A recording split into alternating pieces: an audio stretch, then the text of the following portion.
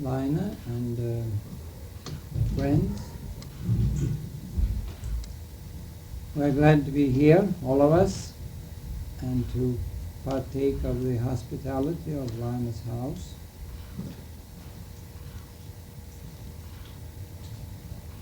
It's a beautiful day outside, a little windy, brisk. Look at the sky and you wonder what we can do to have our own minds as clear as that sky is. We will consider tonight, friends, some teachings and ideas connected with the winter solstice. All over the world, as far back as we know in the night of time, there have been these celebrations, festivities, rites connected with the winter solstice. All over the world and among all the races of people, both the winter and summer solstice and the two equinoxes of spring and autumn have been revered, greatly revered as sacred points in the compass of the year, and have been connected with profound symbolism in many rites and ceremonies, and are all based on very ancient traditions, particularly the winter solstice, which has been from time immemorial considered to be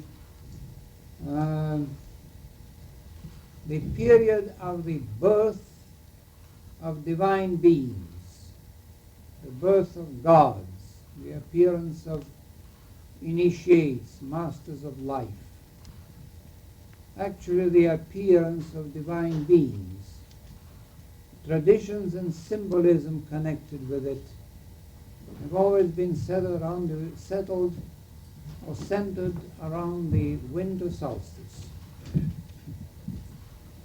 throughout the length and breadth of mankind, we have had these rites celebrated in the dead of winter in connection with spiritual events which traditions have told us about and which are based on the actual facts of nature. Now, winter solstice as such is only a part of a larger picture. In order to get the more complete picture, you have to think of the four sacred seasons of the year: the winter solstice, the spring equinox, the summer solstice, and the autumnal or fall equinox. A yearly cycle, each one with its own specific meaning, each one different from the others and yet deeply correlated with each other.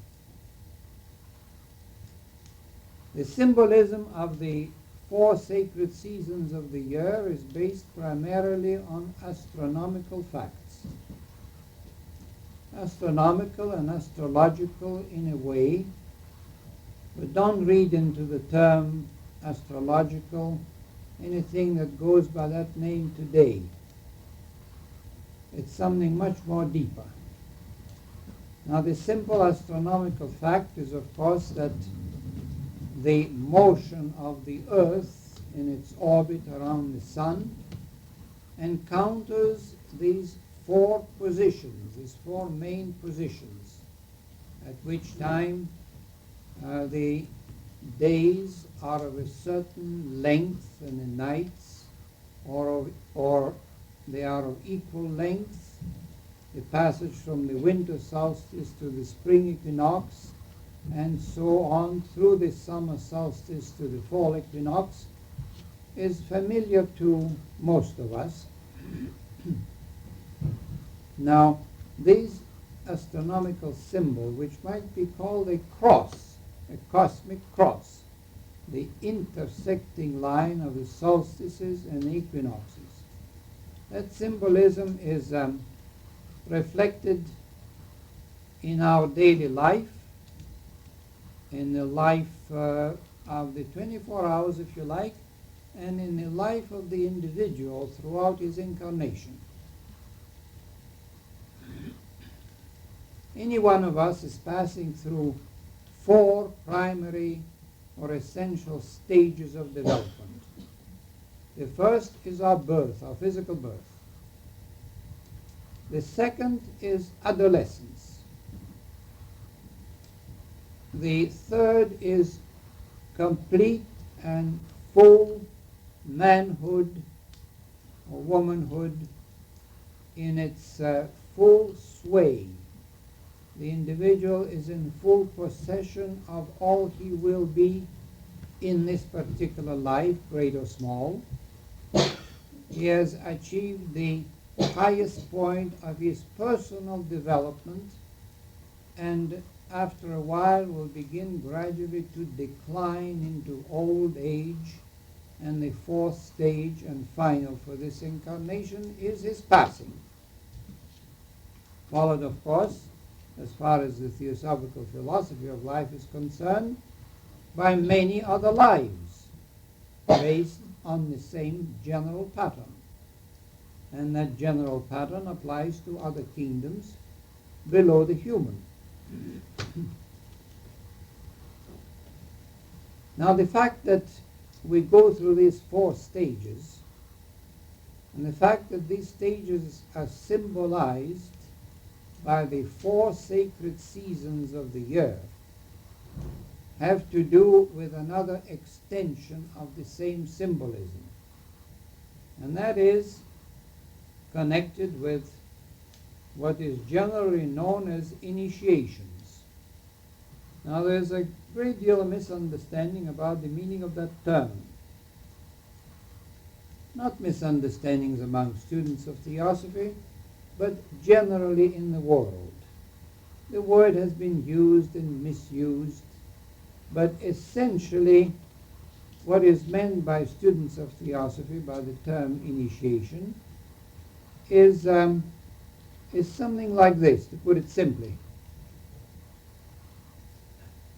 An individual aspiring to the spiritual life, gradually discovering, uncovering within himself great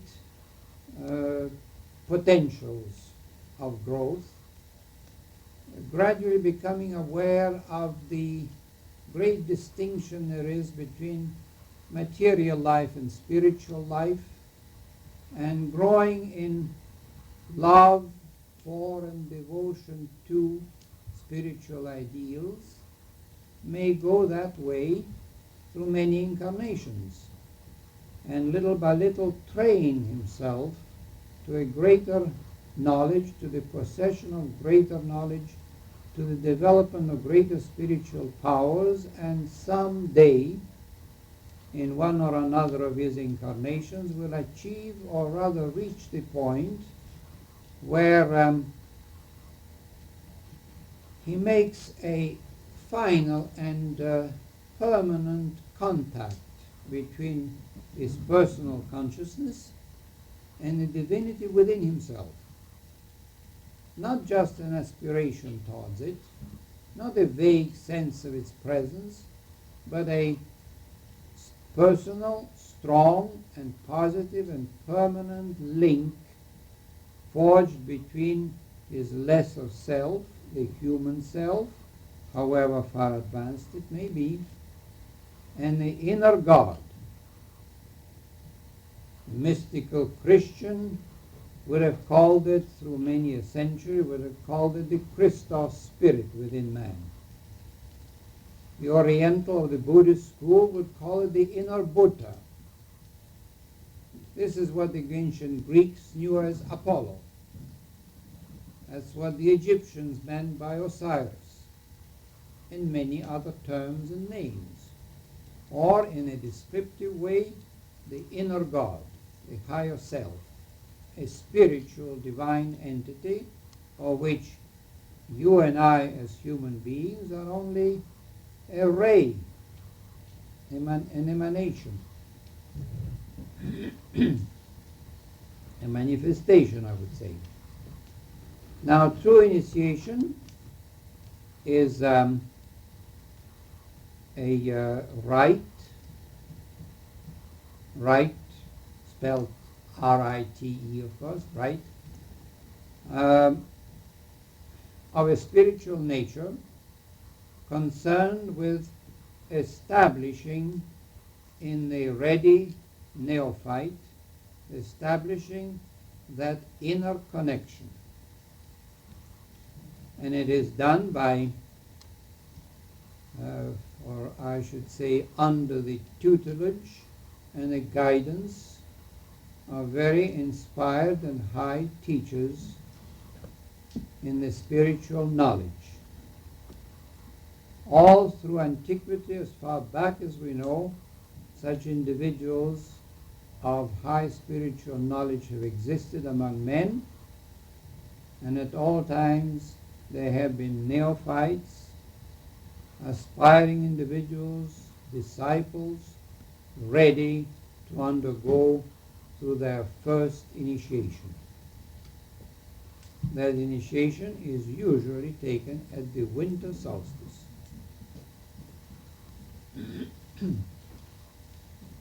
So the winter solstice festivities,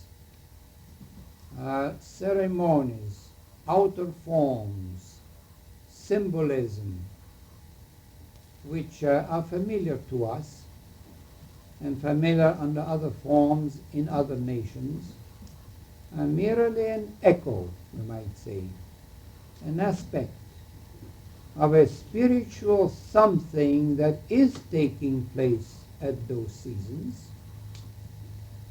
And that is what I'm trying to point out.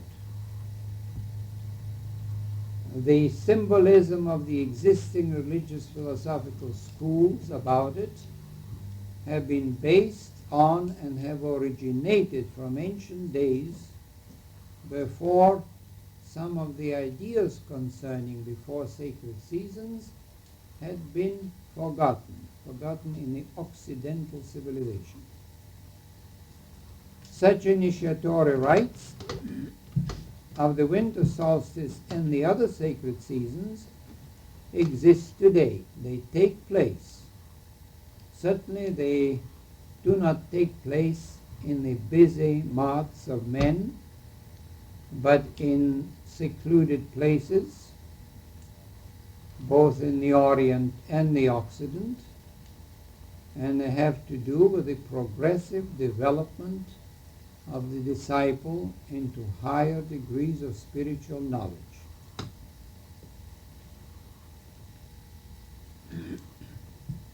Now, if you were to ask the question, or wonder in your own mind as to just exactly what a student of theosophy means by initiation,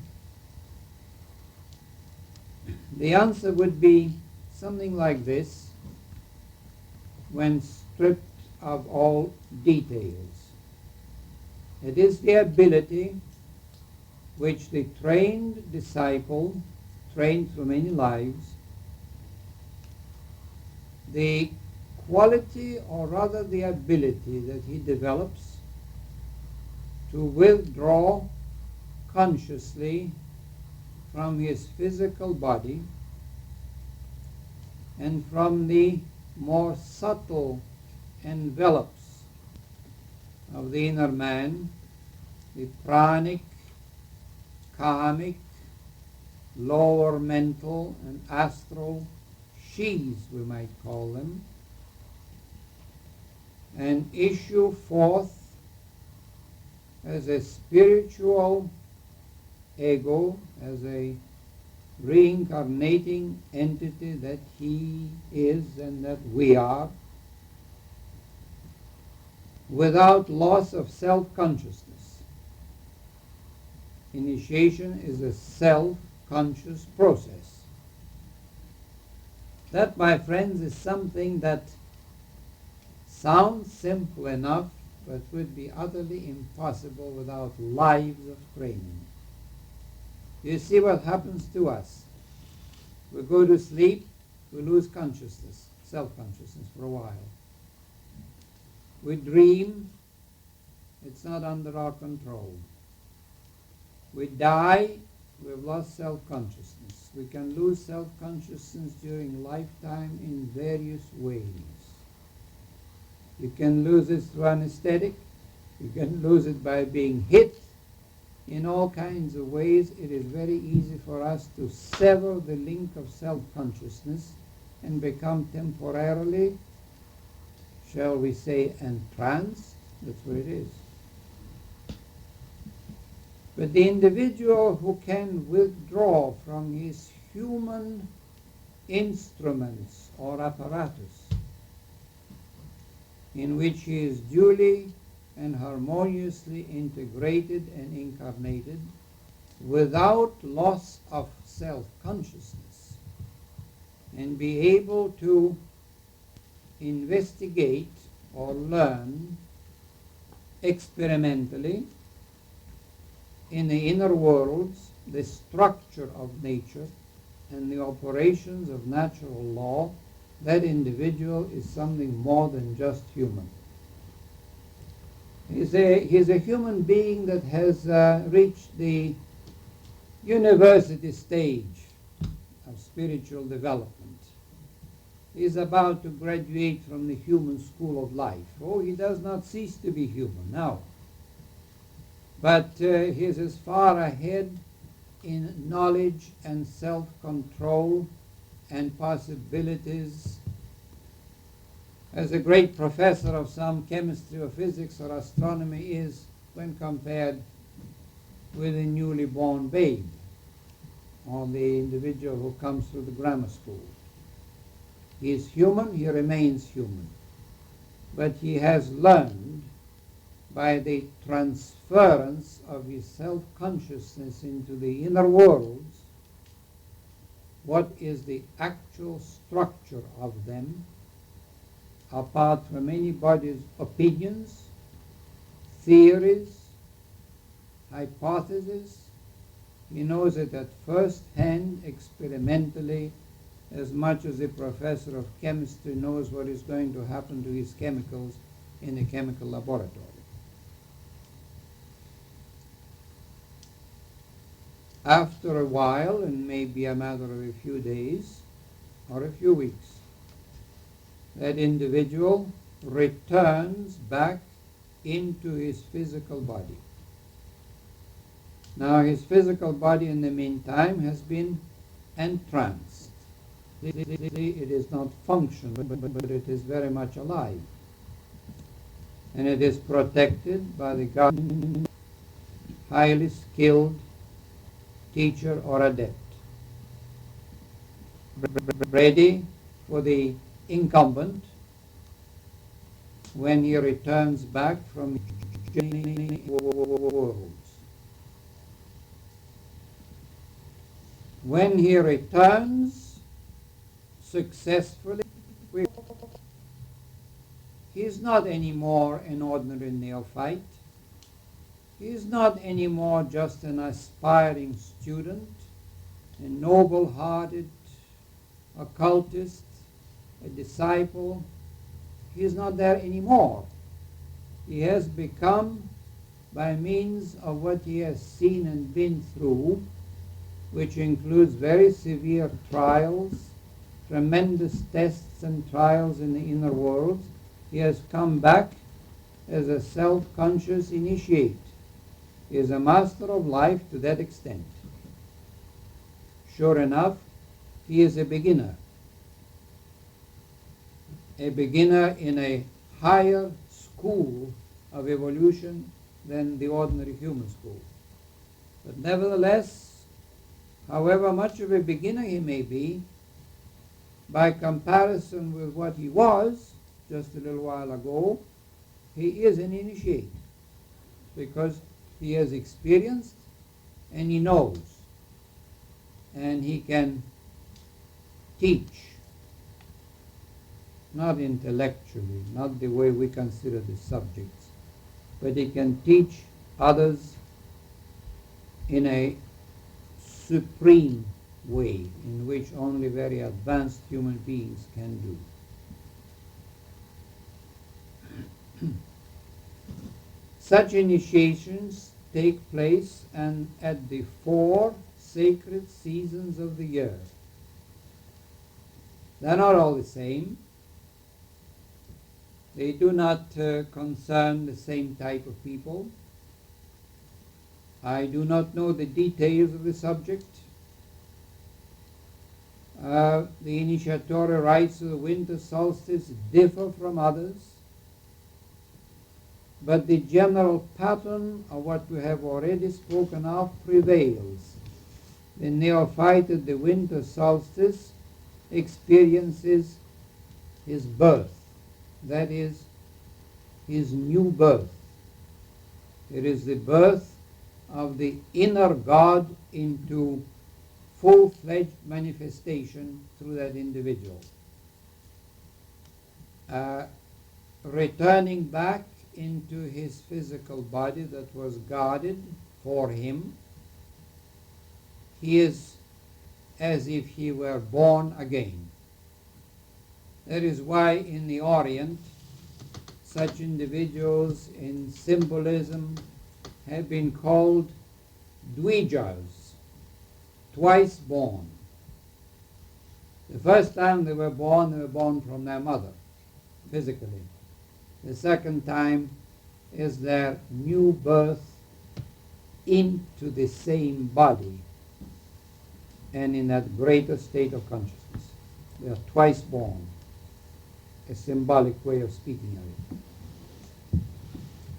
Now there may be a long period of time of work and dedication and activity that belongs to that category of men, and some of them are women. But eventually, maybe next life, next incarnation, maybe several incarnations hence, that individual is ready to undertake some greater trials, achieve a still greater knowledge, learn a great deal more that he was not yet able to master. So he goes through another initiatory rite, and that would be the one corresponding to the spring equinox, because he has reached adolescence, symbolically speaking. He is an adolescent as an initiate.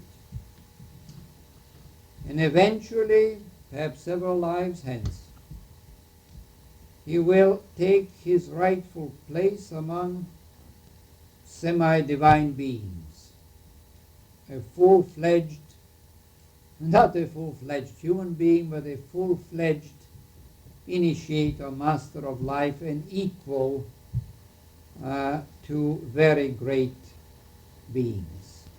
That he will achieve at the summer solstice someday by going through the initiatory rites connected with the summer solstice, the period of full manhood. Eventually, that individual will reach the highest conditions possible for the human being on this planet. There is nothing else for him to learn in this school of experience. In the natural course of events,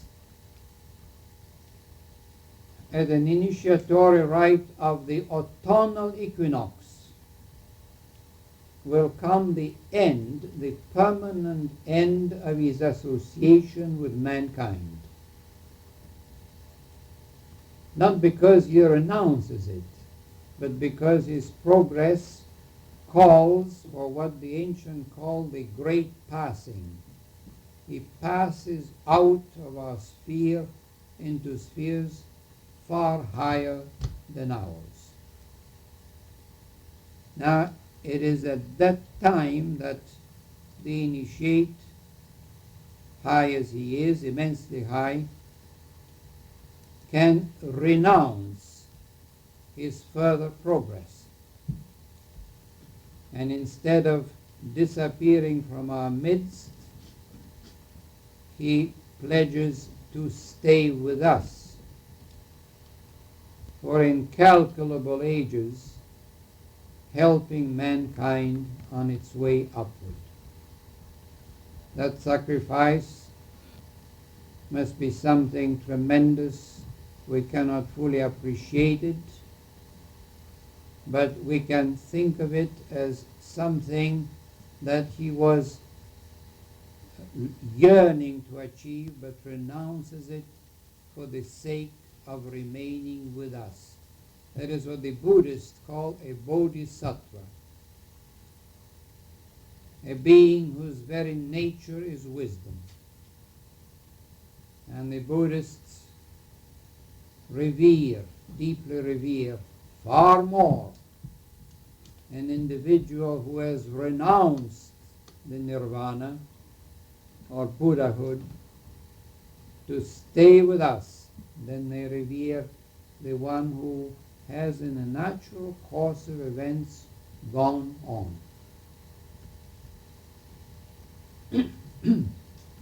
So here we have that sequence of events based on astronomical facts, spiritually astrological, if you like to put them that way, based on immense knowledge that the highest exponents of the human race have had for ages past,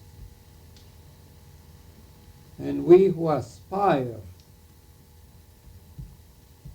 in our theosophical work, dedication, meditation, thought, we who aspire towards these noble ideals, we are in some way or other geared to them, together with hundreds of others who aspire, as we do, whether they know of theosophy or not. We are directing the arrow of our life, we might say, in that general direction.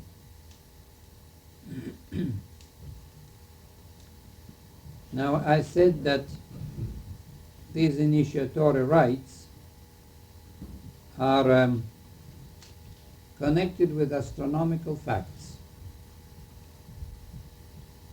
There's a good deal that can be learned on this general subject from the study of Dr. de Peruca's works. Many of you are familiar with his name, and some of you have read his works. He has given a great deal of explanation, as much as was possible, to this general subject. You will find it partially in his esoteric tradition, a 2-work volume, partially in the fundamentals of the esoteric philosophy, and elsewhere, scattered here and there, various passages and excerpts which deal with the subject of initiation. Now, the astronomical connection is something like this, briefly speaking. The initiatory rites are, or rather stand, in very close relation to the moon and to the sun. The ideal condition for certain initiations is the time of the new moon. In other words, the alignment of the sun, the moon, the earth, the new moon alignment, which apparently, if my understanding is correct, helps the neophyte in his journey through the inner worlds, because all the exits from here and coming back here are really everything is connected with the moon. The moon has been called in ancient symbolism the giver and the taker of lives. It's deeply connected with after-death states and stages of reincarnation as well. And therefore it is connected with initiations because, strictly speaking, the initiation experiences are experiences of dying consciously and returning back. Other initiatory rites, as far as I understand, of a much higher nature, are also connected with the position of Venus and Mercury and their interrelation with the moon and the sun. In other words, conjunctions and oppositions of these bodies are connected with initiatory rites. Or to put it in a different language, initiatory rites and experiences don't happen by haphazard, but are geared to certain spiritual mechanics, we might say, that have to do with the motions of certain planetary bodies around the sun.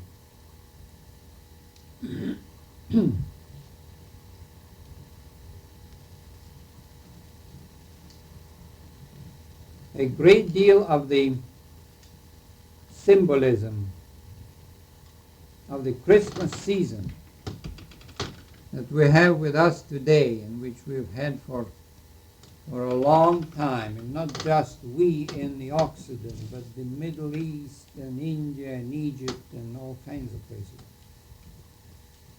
A great deal of that symbolism prepared mainly for the general public, not for mystics, not for occultists, but for the people who love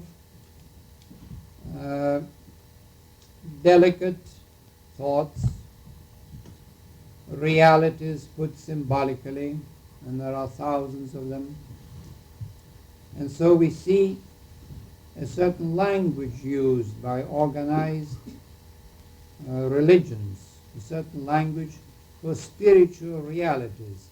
But the key to the understanding of that language can be had only through the study of the ancient wisdom. You might pick up the Secret Doctrine of Blavatsky, but you can also pick up half a dozen other works. I mentioned casually a little booklet which our friend Jeffrey Barboka, sitting here, wrote a few years back, The Christmas Story. It's available for sale. I think you'll find it here in the bookstore, I suppose, or at Crotona bookstore, which gives quite a layout, an explanation of the symbolism of the Christmas season, among other things. Well worth reading. There's a great deal of facts there. But casually, to mention a few, it is obvious from the deeper standpoint that every initiate of any nation whatsoever is always born immaculately from a virgin, because this means that the virgin soil of his spiritual nature produces immaculately, unmaterially, unrelated to the world of matter, produces the birth of the inner man. It's a symbolic statement around which is woven a great deal of church symbolism, but they lost the key. It is also obvious that every initiate is always born in a manger, in a stable, or in a crypt and is surrounded by animals. See, the real you and the real I are living in a personality which is mainly activated by animal instinct, not yet controlled. The animal nature of man is much stronger in the present age and has been so for a long time than the spiritual nature.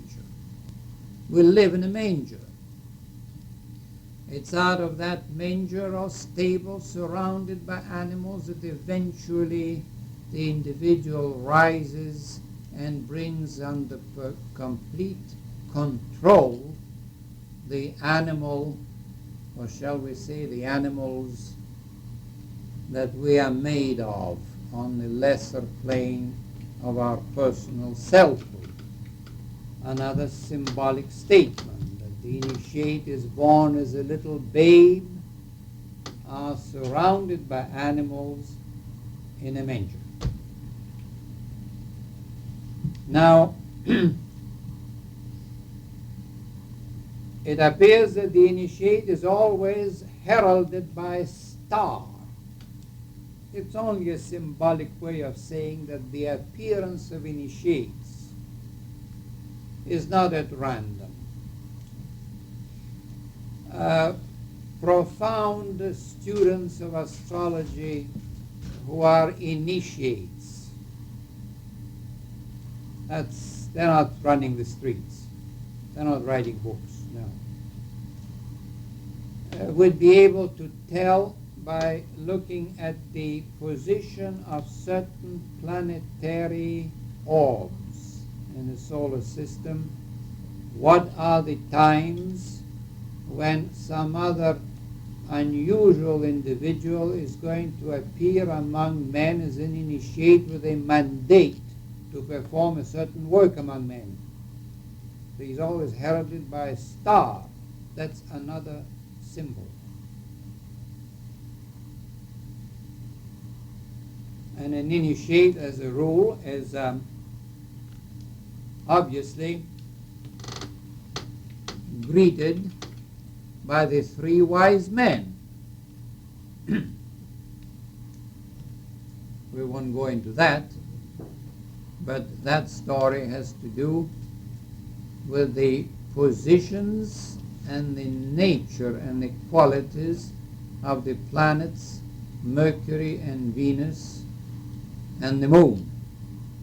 These are the three wise men of the story.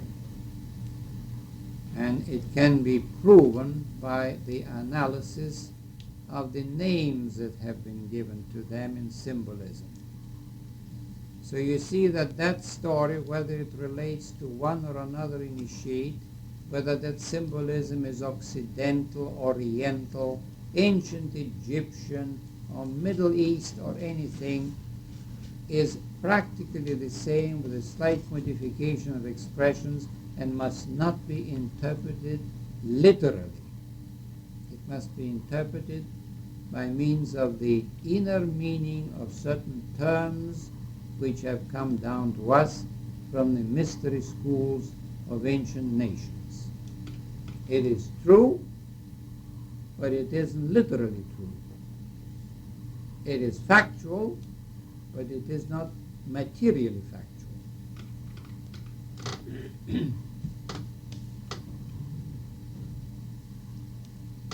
And then we have the Christmas tree, which is merely another form, a fairly recent form at that, of the great reverence that has been given to trees in general in connection with the initiatory rites. In ancient Scandinavian countries it was called Yggdrasil. Among the Druids it was the Druid's oak. It was called Irminsul among the Anglo-Saxons, and the famous Ashwata tree in ancient India. Trees that are not necessarily pines or firs, but trees in the symbolism which calls for the sturdiness of the trunk that initiate is. The immense power of his spiritual sap or life force, and the idea of his spreading his knowledge for the benefit of mankind as a tree spreads his branches. Now the evergreen that we use is probably not more than 200-300 years old and is a European custom. And the oriental tree, symbolically, not physically, the oriental tree of the symbolism connected with this time. The Ashwata tree, for instance, is a tree that is rooted in the spiritual realms and grows downwards, branching out. And its branches are the worlds and the planes and the subplanes of the universal structure. And it bears on these spreading branches planets, suns, galaxies, star clusters, which today are symbolized by our lights on the Christmas tree. All symbolic, but symbolic of actual facts in nature.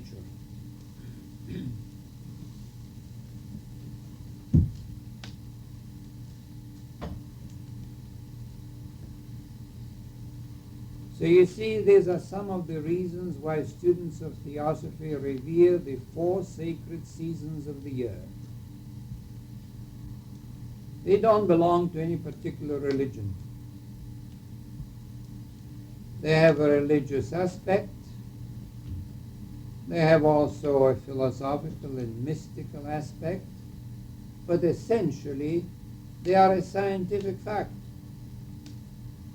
They are a simple scientific fact which modern science has not yet discovered.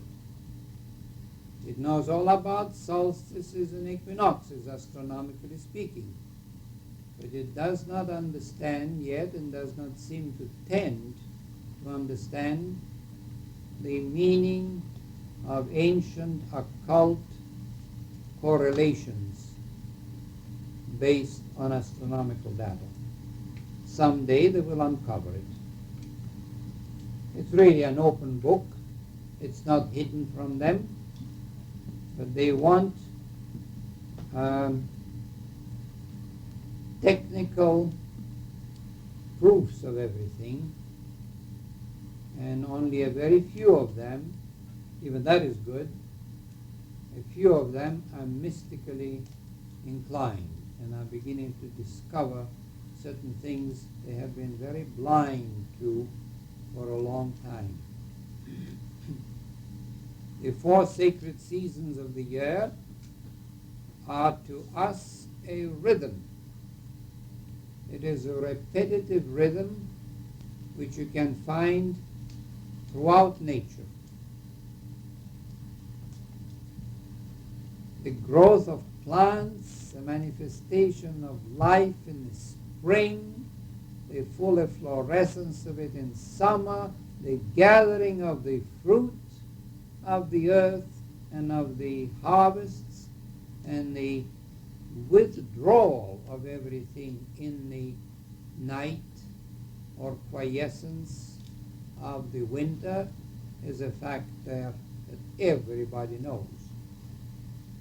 But upon these facts and back of them, there are other occult facts which are deeply interrelated with them and are the key to a far deeper story which goes on from age to age as long as mankind remains as we know it today, and that means for a long time.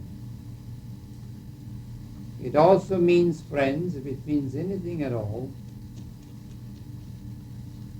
that there are in our midst, and I say our midst, I mean these teeming millions everywhere.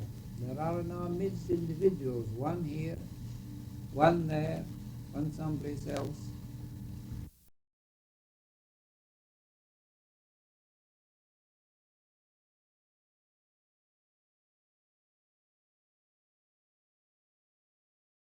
and we will be there.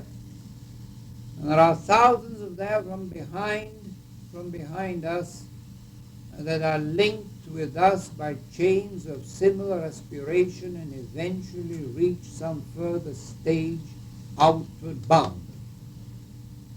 That's really all that matters. The thing is moving. And no matter how many people may drop temporarily by the wayside and forget these things and perhaps even turn against them for a while, in spite of that, the pilgrimage moves on. And we are an integral part of it. And strictly speaking, none of us could say how many thousands or tens of thousands of other people the world over are moving in the same pilgrimage. Don't look upon this world, friends, as something that is going to pieces. It is not. The mere fact that we have so many horrors in the world today, and so much despair, and so much ignorance and stupidity, is only due, or is mainly due, to the fact that a great light is being introduced in the midst of mankind from higher spheres. And some of us are agents in this world. All of us are agents in this world. And if you introduce a strong light, there will be, or a strong force, there will be an ejection onto the surface of the dross, of the debris, the dross. What happens to a boiling kettle? It will throw up dross on the surface and can be skimmed off. That's what's happening in most countries today. A tremendous spiritual push is behind the scenes, and as it is coming into manifestation, there is that throwing off of all of that which must be overcome before that great force from within can manifest itself in a new type of civilization. Not a paradise, oh no, but a new type, a greater and nobler type of civilization. We can be grateful to our own inner self that we can contribute to that process.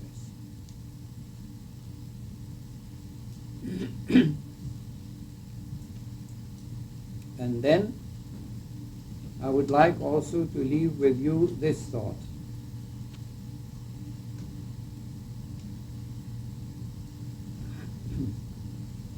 Obviously, we do not compare ourselves with the great ones. We couldn't possibly be proud enough or self-centered enough to imagine that we can be in touch with the great ones. They are so far ahead.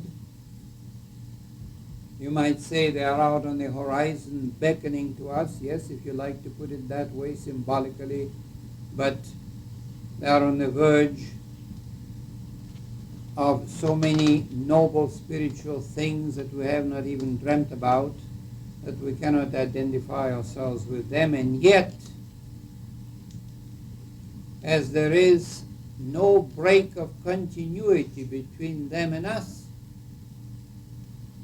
or between us and others coming from behind. Therefore, somehow or other, and very tangibly so, those who are undergoing these initiatory experiences and reach the stage of initiation and knowledge, let us say the winter solstice, emanate from within their inner nature enough power, force, strength, inspiration to touch any one of us if we are receptive to it. They cannot keep it to themselves, no more than a floodlight can keep the light to itself. It's got to spread. Where is it going to spread as a vibratory rate? All over mankind, all over. A great achievement in inner consciousness on a part of any human being belongs to mankind as a whole, and instantaneously so. But of course, only those will be affected who are ready to receive any of it.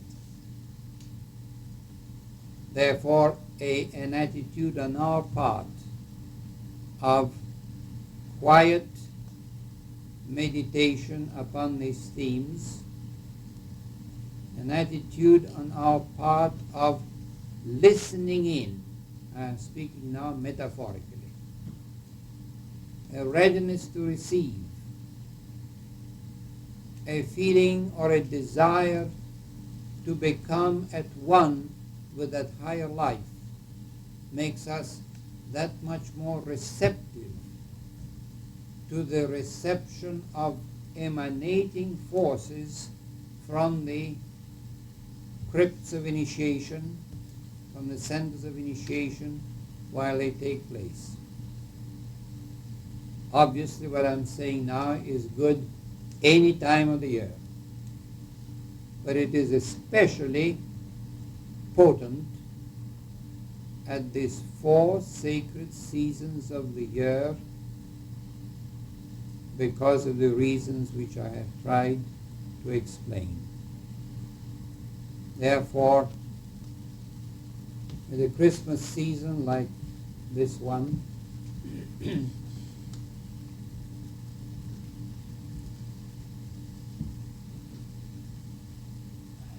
our own progress will depend to a considerable extent upon our own state of mind. We can vitalize our spiritual nature.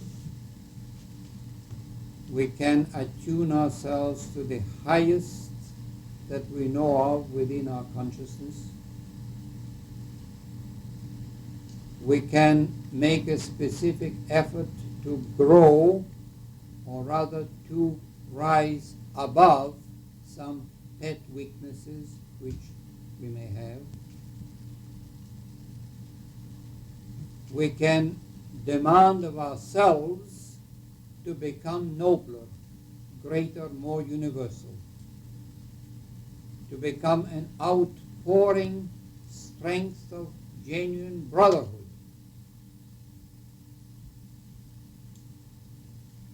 Towards whom? Towards anyone. Towards anyone who needs it. Towards anyone who would be helped by it. When we decide to do so, there is always somebody who turns up who needs just that. Just watch it.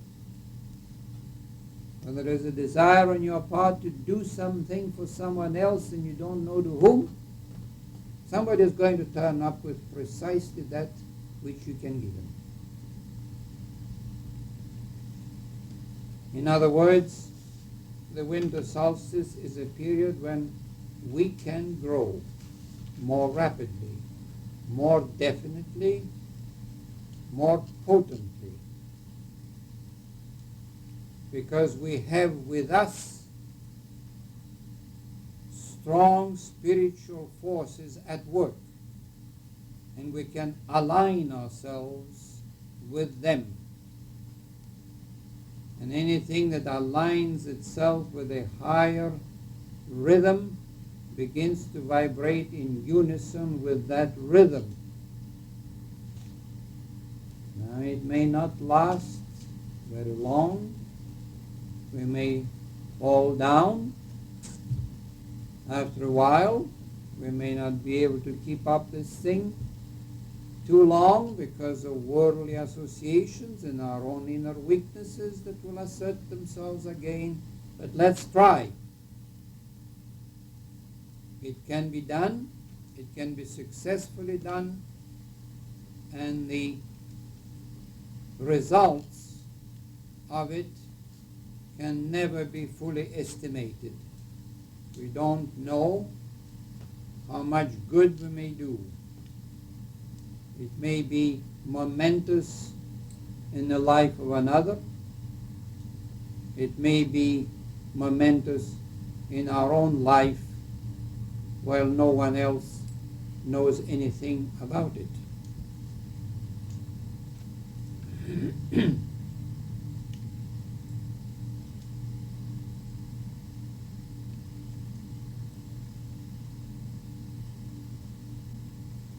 And one other thought, friends. Obviously, in the light of these teachings, we are not alone. We can never be deserted. The only way to get deserted is to build a wall of human selfishness which prevents us from being human. Then we are alone because we are inside a fortress built by our own ignorance and stupidity. And some people do that and they don't know it. But strictly speaking, we are not alone. We are part of a pilgrimage. There are always individuals who are ready to show us the next step in evolution.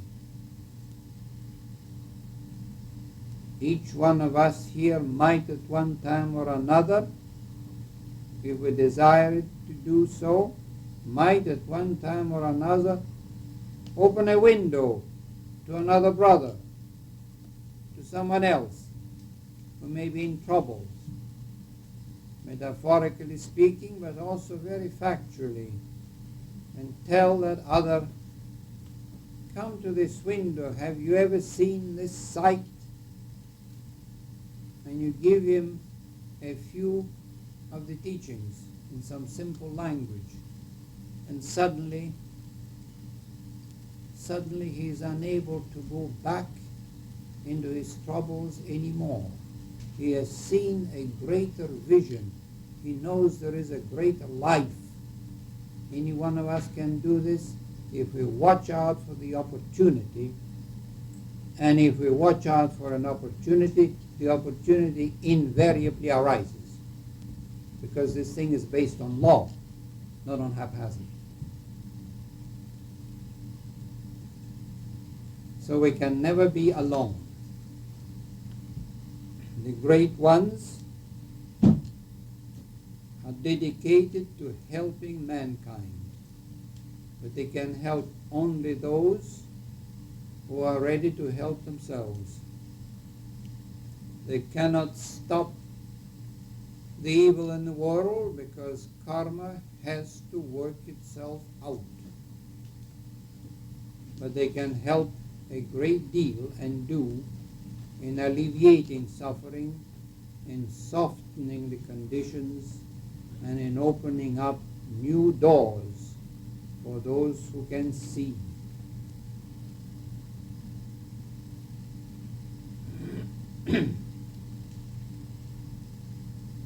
I trust that you will have a very pleasant Christmas season, friends, one and all, and that you will keep these thoughts in your mind, dwell over them as often as you can,